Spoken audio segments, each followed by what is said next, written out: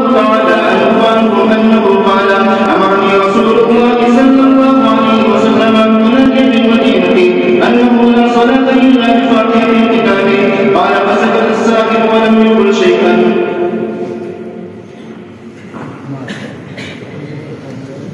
بسم الله الرحمن الرحيم. أحاديث مسلسلة بالصوفية.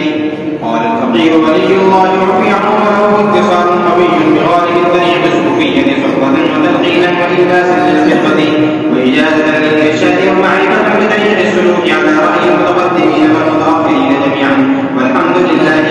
أخبرني الشيخ وموافق الطاهر الصوفي سماعا عليه قال: قرأت على أبي الشيخ إبراهيم الكردي العارف المحقق الصوفي قال: قرأت على الشيخ العارف بالله الصوفي الشيخ أحمد البشاشي عن شيخه المحقق بالمواهب أحمد بن علي الهاشمي العباسي الشناوي ثم المدني الصوفي عن والد العارف بالله نور الدين علي بن عبد القدوس الصوفي عن العارف بالله عبد الوهاب بن أحمد الشعراوي الصوفي عن ولي الله زين الدين زكريا محمد بن عبد الرحمن التيمعي الشيباني الزبيدي الصوفي عن الفقيه صالح محمد بن صديق الخاص اليمني الصوفي عن والده صديق بن محمد الخاص اليمني الصوفي عن الشريف العلامة الطاهر بن الحسين الأفضل الحسين اليمني الصوفي عن محدث اليمن ولي الدين عبد الرحمن